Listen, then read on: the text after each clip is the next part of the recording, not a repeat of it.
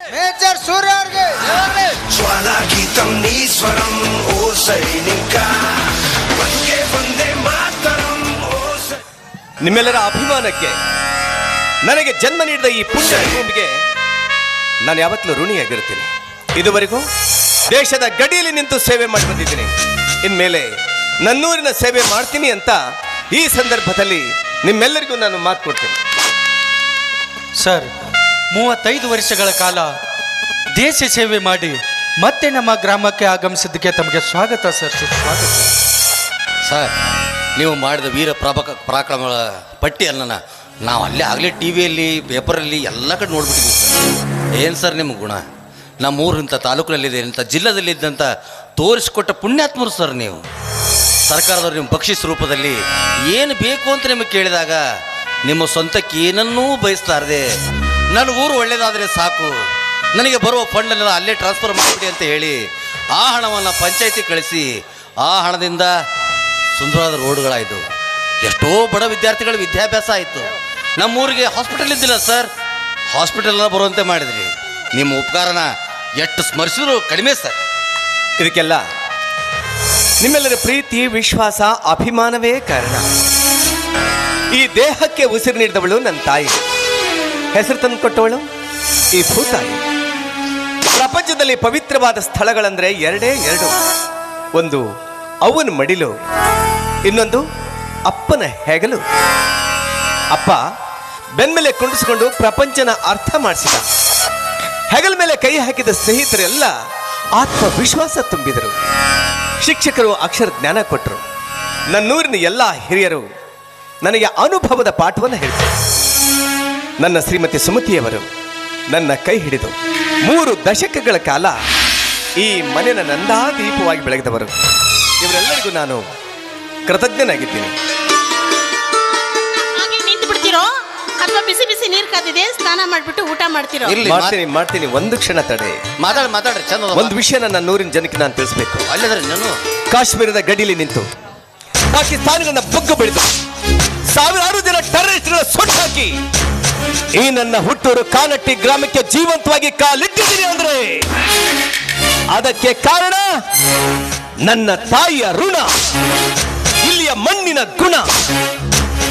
ಬನ್ರಪ್ಪ, ಇವಳಿಚ್ಛೆಯಂತೆ ಏನು ಪುಳಿಯೋಗರೆ ಮಾಡಿ. ಪುಳಿಯೋಗರೆ ಆಮೇಲೆ ತಿನ್ನೋಣ. ನಿಮಗಾಗಿ ಕಾಶ್ಮೀರದಿಂದ ಸ್ಪೆಷಲ್ ಆಪಲ್ ತಗೊಂಡು ಬಂದಿದ್ದೀನಿ. ಅದಕ್ಕೆ ಚಾರ್ಜರ್ ಕೊಡ್ಬೇಕ್ರಿ ನನಗೆ. ಚಾರ್ಜರಾ? ಏ ಆಪಲ್ ಯಾಕೋ ಚಾರ್ಜರು? ಮತ್ತೆ ಆಪಲ್ ಸಟ್ಟಿ ಚಾರ್ಜರ್ ಏ ಸಟ್ಟಲ್ಲೋ ಕಣೋದು. ಓ ಮೋಸಂಬಿ. ಇದು ಮೂಸಂಬಿ, ಅದೇ ಅಪ್ಪಲ್ಲ. ಹಾ, ಅರೆ ಅದು ನನ್ನ ಮಗ ಬಂದೇ ಬಿಟ್ಟ. ಎಲ್ಲ ಒಟ್ಟಿಗೆ ಊಟ ಮಾಡೋಣ. ಸ್ಟೇಷನ್ಗೆ ಹೋಗಿ ನಿಮ್ಮ ಅಪ್ಪನ ಕರ್ಕೊಂಡು ಬರೋದ್ ಬಿಟ್ಟು ಎಲ್ಲಿ ಹೋಗಿದ್ದ ಊರ್ ಸುತ್ತಕ್ಕೆ? ಮಹೇಂದ್ರ ನನ್ನನ್ನು ಸ್ವಾಗತಿಸೋದಕ್ಕೆ ಅಂತ ಇಡೀ ಊರಿನ ಜನ ಎಲ್ಲರೂ ರೈಲ್ವೆ ಸ್ಟೇಷನ್ವರೆಗೂ ಬಂದಿದ್ರು.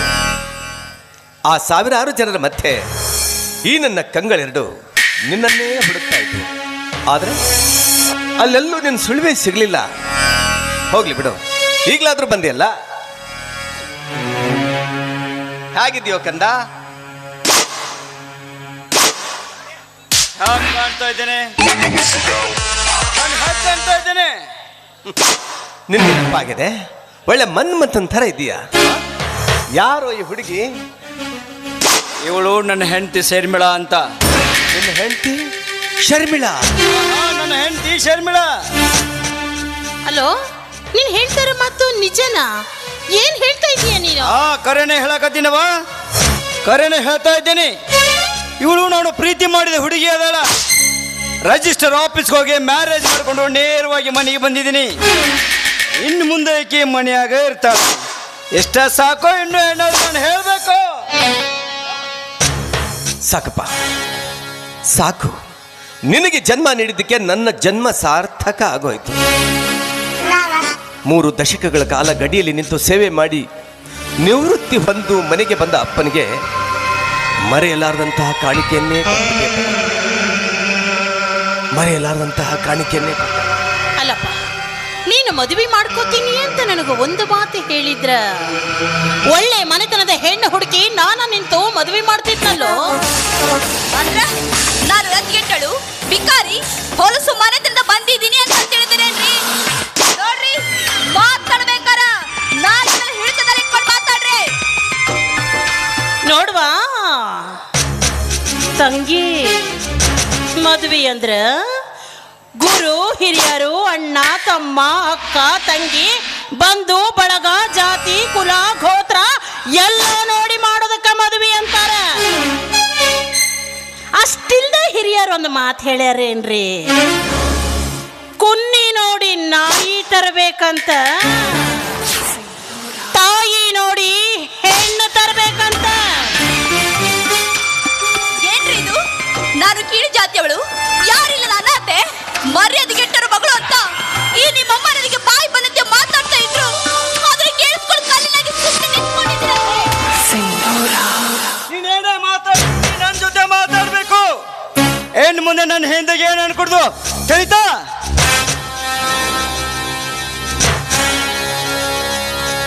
ಸುಮತಿ, ಒಂದೇ ಒಂದು ಕತ್ತಿ ಇರುವ ಅಗಸ ಅದನ್ನ ಕುದುರೆ ತರ ಬೆಳೆಸ್ತಾನಂತೆ. ನಮ್ಗೆ ನಾನು ಒಬ್ಬನೇ ಮಗ, ನಾವು ಹಾಗೆ ಬೆಳೆಸ್ಬಿಟ್ವಿ ಅಲ್ವಾ? ಅಂದ್ರೇನಪ್ಪ ನಿನ್ನ ಮಾತಿನ ಅರ್ಥ? ಈಗ ನಾನು ಕತ್ತಿಯಾಗಿನಂತೇನ? ನೋಡು, ರಿಟೈರ್ಮೆಂಟ್ ಆಗಿ ಮನೆಗೆ ಬಂದಿದೀಯಾ, ಇಲ್ಲಿ ನಿನಗೆ ಶರ್ಟ್ ಹೊಡೆದು ನಿನ್ನ ಕೈ ಕೆಲಸ ಮಾಡುವ ಯಾವ ಸೈನಿಕರು ಇಲ್ಲ, ಸಿಪಾಯಿಗಳಿಲ್ಲ, ಇದೇನು ಯುದ್ಧ ಭೂಮಿನೂ ಅಲ್ಲ. ಅವನು ಹೇಳ್ದಂಗೆ ಕೇಳ್ಕೊಂಡು ಈ ಮನೆಯಲ್ಲಿ ಬಿದ್ರೆ ಸರಿ, ಇಲ್ಲ ಅಂದ್ರೆ ನಿನ್ನ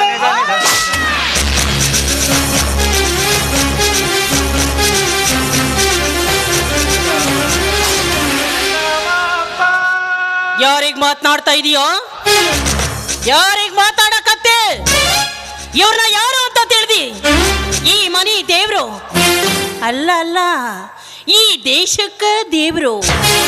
ಇವತ್ತೆಲ್ಲ ನೀವೇನಾದ್ರೂ ಕೈಯಾಗ ಮೊಬೈಲ್ ಹಿಡ್ಕೊಂಡು ಚೈನಿ ಮಾಡ್ಕೊಂಡು ಇಂಥ ಹುಡುಗಿಯರ ಸೀರೆ ಸೆರೆಗೆ ಹಿಡ್ಕೊಂಡು ಸುತ್ತಾಕತ್ತೀರಿ ಅಂದ್ರ ಅದಕ್ಕ ಕಾರಣ ಎಂಥ ಯೋಧರು. ಮನಿ ಮಠ ಎಲ್ಲ ಬಿಟ್ಟು ಹೆಂಡತಿ ಮಕ್ಕಳು ಏನನ್ನು ನೋಡ್ದ, ಚಳಿ ಗಾಳಿ ಏನನ್ನು ಲೆಕ್ಕಿಸ್ದ, ತಮ್ಮ ಜೀವದ ಮೇರಣ ಹಂಗನ್ನು ತೊರೆದು ನಮ್ಮ ದೇಶದ ಗಡಿ ಕಾಯ್ತಾನಲ್ಲ ಯೋಧ. ಅಂಥ ಯೋಧರಿಗೆ ಬಾಯಿಗೆ ಬಂದಾಗ ಮಾತಾಡ್ತೀಯೇನೋ? ತಪ್ಪಾಯ್ತು ಅಂತವರ ಕಾಲಿಗೆ ಬಿದ್ದು ಕ್ಷಮೆ ಕೇಳು. ಸುಮತಿ, ಮಕ್ಕಳನ್ನ ಹೇಗೆ ಬೆಳೆಸ್ಬೇಕು ಅಂತ ಹಿರಿಯರು ಗೊತ್ತಿರಬೇಕು. ಒಬ್ಬನೇ ಮಗ ಅಂತ ಯಾವುದೇ ಕಷ್ಟ ಕೊಡದೆ ಅವನಿಷ್ಟಂತೆ ಬೆಳೆಸಿದ್ವಲ್ಲ, ಅದರ ಪ್ರತಿಫಲ ಇದು. ಸುಮತಿ, ಮಕ್ಕಳಿಗೆ ಸಾಲಿ ಕಲಿಸಿದ್ರೆ ಮಾತ್ರ ಸಾಲದು, ಅದ್ರ ಜೊತೆಗೆ ಸಂಸ್ಕಾರ ಕಲಿಸ್ಬೇಕು, ದುಡ್ಡಿನ ಬೆಲೆ ತಿಳಿಸ್ಕೊಡ್ಬೇಕು. ಅಂದಾಗ ಮಾತ್ರ ಸಾರ್ಥಕ ಆಗುತ್ತೆ. ಇಲ್ಲದೆ ಹೋದ್ರೆ ಹೆತ್ತ ತಂದೆ ತಾಯಿಗಳು ಜೀವನ ಪೂರ್ತಿ ಇಂಥ ಸಂಕಷ್ಟದ ಸರಮಾಲೆಯನ್ನು ಎದುರಿಸಬೇಕಾಗುತ್ತೆ ಅನ್ನೋದಕ್ಕೆ ನಾವೇ ಜೀವಂತ ಉದಾಹರಣೆ ಕಡೆ. ನಿಮ್ಮ ಕಣ್ಣಲ್ಲಿ ಕಣ್ಣೀರು ರೀ, ನಿಮ್ಮ ಕಣ್ಣಲ್ಲಿ ಕಣ್ಣೀರು ಬಂದ್ರೆ ನನ್ನ ಕಣ್ಣಲ್ಲಿ ರಕ್ತನೇ ಬರುತ್ತೆ, ರಕ್ತನೇ ಬರುತ್ತೆ. ನೀವು ಒಂದು ಹನಿ ಕಣ್ಣೀರು ಹಾಕಿದ್ರೆ ನನ್ನ ಹೃದಯನೇ ಒಡೆದು ಹೋಗುತ್ತೆ ಅಂದ್ರೆ ಒಡೆದು ಹೋಗುತ್ತೆ. ನಿಮ್ಮ ಕಣ್ಣಲ್ಲಿ ಕಣ್ಣೀರಲ್ಲ ರೀ, ನಮ್ಮ ದೇಶದ ಮೇಲೆ ದಂಡೆತ್ತಿ ಬರುವ ಶತ್ರುಗಳನ್ನ ಸದೆಬಡಿವ ಅಗ್ನಿ ಜ್ವಾಲೆನ ನೋಡಬೇಕು. ಕರಗಿ ಮಣ್ಣಲ್ಲಿ ನೀರಾಗಿ ಹೋಗೋ ಕಣ್ಣೀರಲ್ಲ ರೀ, ಕಣ್ಣೀರಲ್ಲ ರೀ.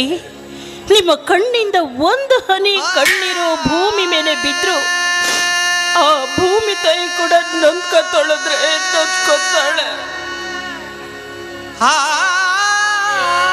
ಅಂದ್ರ ಇಷ್ಟಕ್ಕೆಲ್ಲ ಕಾಳ ನಾನ ಅಂತೀರೇನೋ? ನಾನು ಮೊದಲ ಕೊಡ್ಕೊಂಡೆ ಪ್ರೀತಿ ಪ್ರೇಮ ಅಂತ ನಂಬಿಸ್ಬೇಡ್ರಿ, ನನ್ನ ಬೆನ್ನ ಹತ್ತಿ ಬರಬೇಡ್ರಿ ಅಂತ ಇವ್ರೆಲ್ಲಿ ಕೇಳ್ತಾರೆ ನನ್ನ ಮಾತನ್ನ. ನೀವು ಗಂಡಸ್ರೆ ಹೀಗೆ ತಂದೆ ತಾಯಿ ಗುಲಾಮರಾಗಿ ಬದುಕೋ ನೀವು ಅವ್ರ ತೋರಿಸಿದ ಕನ್ನಡ ಮದುವೆಯಾಗಿ ಯಾವ್ದ್ರ ಮೂಲೆಯಲ್ಲಿ ಬಿತ್ತಿರ್ಬೇಕು. ಅದನ್ನೆಲ್ಲ ಬಿಟ್ಟು ನಮ್ಮಂತ ಅಮಾಯಕರು ಹುಡುಗರಿಗೆ ಪ್ರೀತಿ ಪ್ರೇಮ ಅಂತ ನಂಬಿಸಿ ನಮ್ ಜೀವನ ಯಾಕೆ ಹಾಳು ಮಾಡ್ತೀರಾ? ಅಷ್ಟಿಲ್ದ ಹಿರಿಯರು ಒಂದು ಮಾತು ಹೇಳ್ಯಾರೇನ್ರಿ, ತಂದೆ ತಾಯಿಯಾದವರು ಮಕ್ಕಳನ್ನ 9 ತಿಂಗಳು ತನ್ನ ಗರ್ಭದಲ್ಲಿಟ್ಕೊಂಡು ಕಾಪಾಡ್ತಾಳೆ. ಸಾವು ಬದುಕಿನ ನಡುವೆ ಹೋರಾಟ ನಡೆಸಿ ಹೊರಗಿನ ಪ್ರಪಂಚಕ್ಕೆ ಕರೆತರ್ತಾಳೆ. ಆ ಮಗು ರೆಕ್ಕೆ ಪುಕ್ಕ ಬಲ್ತ ಮ್ಯಾಗ ಇಂಥ ಸುಂದರಿಯರ ಪಕ್ಕಕ್ಕೆ ಬಂದ ಮ್ಯಾಲೆ ಹೆತ್ತವರನ್ನೇ ಮರ್ತು ಬಿಡ್ತಾರ್ರಿ, ಮರ್ತು ಬಿಡ್ತಾರ. ನೀನೇನು ತಾಯಿ ಅಲ್ಲ, ನೀನೊಂದು ದೊಡ್ಡ ನಾಯಿ.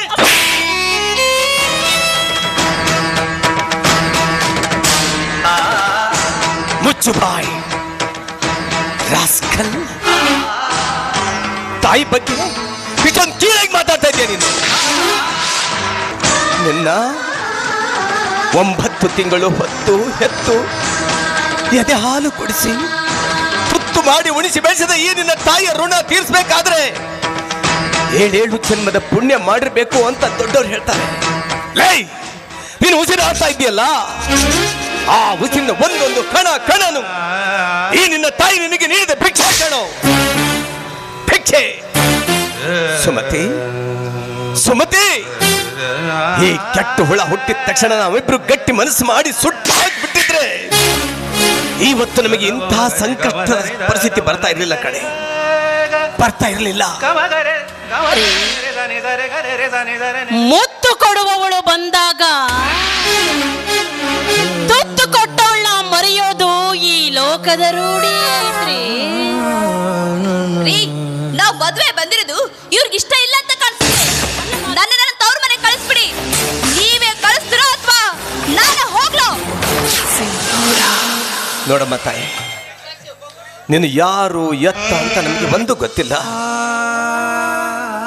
ಹೆತ್ತವರು ತಮ್ಮ ಮಕ್ಕಳ ಬಗ್ಗೆ ಏನೇನೇನೋ ಕನಸು ಕಟ್ಕೊಂಡಿರ್ತಾರೆ. ಹಾಗೆ ನಾವು ಈ ನಮ್ಮ ಒಬ್ಬ ಮಗನ ಬಗ್ಗೆ ಬೆಟ್ಟದಷ್ಟು ಕನಸು ಕಟ್ಕೊಂಡಿದ್ದೆವು. ಆ ಕನಸು ಇಷ್ಟು ಬೇಗ ಹೊಡೆದು ನುಚ್ಚು ನೂರಾಗುತ್ತೆ ಅಂತ ನಾನ್ ಭಾವಿಸಿರ್ಲಿಲ್ಲ ಅಪ್ಪ, ನಾನ್ ಭಾವಿಸಿರ್ಲಿಲ್ಲ. ಸುಮತಿ, ನಾನ್ ಗಡಿ ಕಾಯ್ತಾ ಇರ್ಬೇಕಾದ್ರೆ ಒಳಗೆ ನುಗ್ಗಿ ಬರುವ ಕೇಡಿಗಳನ್ನು ಎಕ್ಕಿಲ್ಲದೆ ಕೈಲಿರುವ ಕೋವಿಂದ ಕ್ಷಣದಲ್ಲಿ ಸುಟ್ಟು ಬಿಸಾಕ್ತಾ ಇದ್ದೆ. ಆದ್ರೆ ಈ ನನ್ನ ಸಂಸಾರವೆಂಬ ಗೂಡಿನಲ್ಲಿ ಈ ಮಗನ ಬಗ್ಗೆ ಗೆದ್ದಲು ಹುಳು ತುಂಬಿಕೊಂಡ್ಬಿಟ್ಟಿದೆಯಲ್ಲ, ಇದಕ್ಕೆ ಏನ್ ಮಾಡ್ಲಿ? ನೀನೇನು ಮಾಡ್ಬೇಡ. ನೀನೇನ್ ಮಾಡ್ತೀಯ? ಈ ಹಾಳ ಮನೆಯಾಗ ಸ್ವಲ್ಪ ಇಷ್ಟ ಇಲ್ಲ ಏನ್ಬೇಡ. ನಾವು ಪ್ರೀತಿ ಮಾಡಿ ಮದುವೆ ಮಾಡ್ಕೊಂಡ್ ಬಂದಿದ್ದೀವಿ, ಇವ್ರಿಗೆ ಇಷ್ಟ ಇಲ್ಲ ಅಂತ ಕಾಣುತ್ತೆ. ಪ್ರಪಂಚ ಬಹಳ ವಿಶಾಲ ಐತಿ. ಮಹೇಂದ್ರ, ನಿಲ್ಲು. ಏನಂದೆ ನೀನು? ಈ ನನ್ನ ಕನಸಿನ ಸ್ವರ್ಗದಂತ ಮನೆಗೆ ಹಾಳಾದ ಮನೆ ಅಂದ್ಯ? ಹೌದಪ್ಪ, ರೆಕ್ಕೆ ಬಲಿತ ಮೇಲೆ ಹಕ್ಕಿ ಗೂಡು ಬಿಟ್ಟು ದೂರ ಹೋಗೋದು ಸಹಜ ತಾನೆ. ನೀನು ಕೂಡ ಈಗ ಹೆತ್ತವ್ರನ್ನ ಬಿಟ್ಟು ದೂರ ಬಹುದೂರ ಸ್ವಚ್ಛಂದವಾಗಿ ಹಾರು ಹೋಗ್ಬೇಕು ಅಂತ ಬಯಸ್ತಾ ಇದ್ದೀಯಾ? ಆದ್ರೆ ಕಂದ ಮಹೇಂದ್ರ, ನೀನು ಪ್ರಾಣಿ ಪಕ್ಷಿ ಅಲ್ಲ, ಮೃಗ ಅಲ್ಲ, ನಮ್ಮಿಬ್ಬರ ರಕ್ತ ಹಂಚಿಕೊಂಡು ಹುಟ್ಟಿದ ಕರುಳಿನ ಕುಡಿ ನೀನು. ಹೇ ಕಂದ, ಒಂದೇ ಒಂದು ಸಲ ನೆನ್ಪು ಮಾಡ್ಕೊಳ್ಳೋ. ನಿನಗೆ ಜನ್ಮ ನೀಡಿದ್ದು ಇದೇ ಮನೆ. ಆ ಚಂದಿರನ ಬೆಳತಿಂಗಳಲ್ಲಿ ಈ ಅಂಗಳದ ತುಂಬಾ ನಲಿದಾಡ್ತಾ ನೀನು ಬೆಳೆದದ್ದು ಇದೇ ಮನೆ. ಪುಟ್ಟ ಪುಟ್ಟ ಹೆಜ್ಜೆ ಇಟ್ಟು ತೊಟ್ಟಿಲಲ್ಲಿ ನಿದ್ದೆ ಕೆಟ್ಟು ಸಿಟ್ಟು ಬಂದು ನೀನು ಅಳ್ತಾ ಇರಬೇಕಾದ್ರೆ ತೊಟ್ಲ ತೂಗಿ ಜೋಗುಳ ಹಾಡಿ ನಿನಗೆ ನೆಮ್ಮದಿಯ ಸುಖ ನಿದ್ರೆ ನೀಡಿದ್ದು ಇದೇ ಮನೆ. ಈ ಮನೆ ನಿನಗೀಗ ಹಾಳಾದ ಮನೆ. ಬೇಡ ಕಂದ, ನಿನಗೆ ಕೈ ಮುಗಿದು ಬೇಡ್ಕೊತೀನಿ. ಸಿಟ್ಟಿನ ಭರದಲ್ಲಿ ಈ ಮನೆಗೆ ಹಾಳಾದ ಮನೆ ಅಂತ ಮಾತ್ರ ಹೆಸರು ಬಿಟ್ಟು ಹೊರಟೋಗ್ಬೇಡಪ್ಪ, ಹೊರಟೋಗ್ಬೇಡ. ನೋಡಮ್ಮ ತಾಯಿ, ನೀನು ಯಾರು ಎತ್ತಂತ ನಮಗೆ ಒಂದು ಗೊತ್ತಿಲ್ಲ. ನನ್ನ ಮಗನ ಕೈ ಹಿಡ್ಕೊಂಡು ಈ ಮನೆಗೆ ಬಂದಿದ್ದೀಯಾ. ನಿಮ್ಮಿಬ್ಬರನ್ನು ನಾನು ಗಂಡ ಹೆಂಡತಿ ಅಂತ ಸಂತೋಷದಿಂದ ಒಪ್ಕೊಳ್ತಾ ಇದ್ದೀವಿ. ಆದರೆ ನೀನು ಈ ಮನೆಯ ನಂದಾ ದೀಪವಾಗಿ ಬೆಳಗಬೇಕು ತಾಯಿ. ಮಹೇಂದ್ರ, ನೀನು ಈ ಮೇಜರ್ ಸೂರ್ಯನ ಮಗ. ಈ ಮನೆಯ ಘನತೆ ಗೌರವಕ್ಕೆ ಯಾವುದೇ ರೀತಿಯ ಧಕ್ಕೆ ಬಾರದಂತೆ ಬದುಕಬೇಕಾದದ್ದು ನಿನ್ನ ಜವಾಬ್ದಾರಿ. ಹೋಗು, ನಿನ್ನ ಹೆಂಡತಿನ ಕರ್ಕೊಂಡು ಒಳಗಡೆ ಹೋಗು.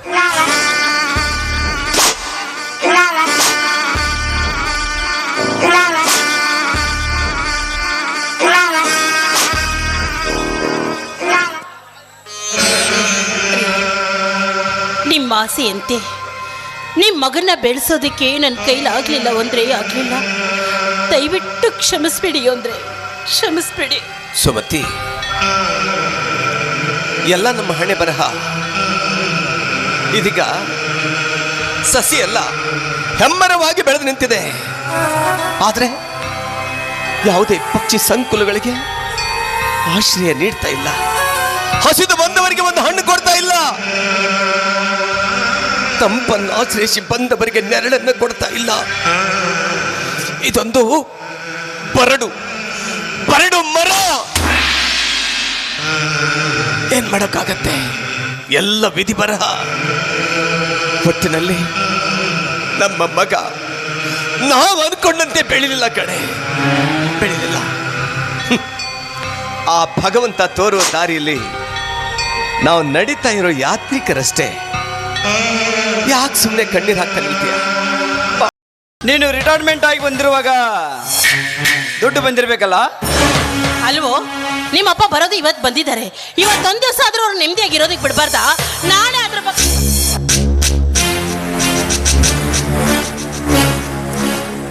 ಹೌದಪ್ಪ, ದುಡ್ಡು ಬಂದಿದೆ. ಎಷ್ಟು ಬಂದಿದೆ? ಗ್ರ್ಯಾಚ್ಯುಟಿ, PF, ಸರೆಂಡರ್ ಪಗಾರ ಎಲ್ಲ ಸೇರಿ ಒಂದು 51 ಲಕ್ಷ ಬಂದಿದೆ. ಆ ದುಡ್ಡು ನನಗೆ ಬೇಕು. ಓಹೋ, ಅಷ್ಟು ದುಡ್ಡು ಯಾಕೆ ಬೇಕು ಅಂತ ಕಾರಣ ಕೇಳಬಹುದಾ? ನನ್ನ ಸ್ನೇಹಿತನ ಜೊತೆ ಕೂಡ್ಕೊಂಡು ಪಾರ್ಟ್ನರ್ಶಿಪ್ನಲ್ಲಿ ಬಿಸ್ನೆಸ್ ಮಾಡಬೇಕಂತ ಮಾಡಿದ್ದೀನಿ. ಸ್ನೇಹಿತನಿಗೆ ಮಾತು ಕೊಟ್ಟು ಬಂದಿದ್ದೀನಿ, ದುಡ್ಡನ್ನು ಇವತ್ತೇ ಅಕೌಂಟಿಗೆ ಹಾಕೋಸ್ತೀನಿ ಅಂತ. ಆ ದುಡ್ಡು ನನ್ನ ಅಕೌಂಟ್ ಸೇರಬೇಕು. ಕೊಡ್ತೀನಿ ಕಂದ. ಆದರೆ ನಾನು ದುಡ್ದು ಈ ದುಡ್ಡಿದೆಯಲ್ಲ, ಇದು ಅಂತಿಂತಹ ದುಡ್ಡಲ್ಲಪ್ಪ. ಗಡಿಯಲ್ಲಿ ನಿಂತ್ಕೊಂಡು ಶತ್ರುಗಳ ಜೊತೆ ಹೋರಾಡ್ತಾ 24 ಗಂಟೆಗಳ ಕಾಲ ಕಣ್ಣಲ್ಲಿ ಎಣ್ಣೆ ಬಿಟ್ಕೊಂಡು ನನ್ನ ಪ್ರಾಣನೇ ಪಣಕ್ಕಿಟ್ಟು ನಿನ್ನ ಭವಿಷ್ಯಕ್ಕೆ ಅಂತ ಉಳಿಸಿ ಗಳಿಸಿದ ಹಣ ಕಣೋ. ನನ್ನ ಸ್ನೇಹಿತರೆಲ್ಲ ಪ್ರತಿನಿತ್ಯ ಮೋಜು ಮಸ್ತಿ ಮಾಡ್ತಾ ದುಡ್ಡನ್ನ ನೀರಿನಂತೆ ಖರ್ಚು ಮಾಡ್ತಾ ಇರ್ಬೇಕಾದ್ರೆ ಆ ನನ್ನೆಲ್ಲ ಆಶೆ ಆಕಾಂಕ್ಷೆಯ ಬಯಕೆಗಳನ್ನ ಬದಿಗೊತ್ತಿ ನಿನಗಾಗಿ ದುಡಿದ ದುಡ್ಡು ಕಣೋ. ನಾವಿಬ್ರು ಗಂಡ ಹೆಂಡತಿ ಸಂತೋಷದಿಂದ ಕಾಲ ಕಳೆಯಬೇಕಾದ ರಜೆಯನ್ನ ಸರ್ಕಾರಕ್ಕೆ ಮಾರ್ಕೊಂಡು ನಿನಗಾಗಿ ಗಳಿಸಿ ತಂದ ಹಣ ಕಣೋ ಅದು. ಆ ಹಣ ಇವತ್ತಿಲ್ಲ, ನಾಳೆ ನಿನಗೆ ಸೇರ್ಬೇಕಾದದ್ದು ತಾನೇ. ನಾಳೆ ಯಾಕೆ, ಇವತ್ತೇ ನಿನ್ನ ಅಕೌಂಟ್ಗೆ ಟ್ರಾನ್ಸ್ಫರ್ ಮಾಡ್ತೀನಿ.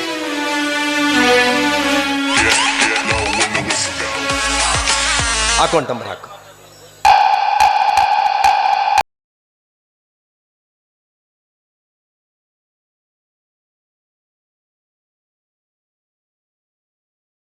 ಮಹೇಂದ್ರ, ಆದ್ರೆ ಒಂದು ಮಾತು, ದುಡ್ಡು ಕೈಗೆ ಬಂದಿದೆ ಅಂತ ಅಡ್ಡದಾರಿ ಹೇಳಿಕೊಡ್ದು. ನೀನು ಏನೇ ಬಿಸ್ನೆಸ್ ಮಾಡು, ನ್ಯಾಯ, ನೀತಿ, ನಿಷ್ಠೆ, ಪ್ರಾಮಾಣಿಕತನದಿಂದ ಮಾಡಬೇಕು. ಈ ಮೇಜರ್ ಸೂರ್ಯನ ಘನತೆಗೆ ಯಾವುದೇ ರೀತಿಯ ಧಕ್ಕೆ ಬರಬಾರದು. ಆ ರೀತಿಯಾಗಿ ಬದುಕು ನಡೆಸಬೇಕು. ಅಂಡರ್ಸ್ಟ್ಯಾಂಡ್? ಎಸ್.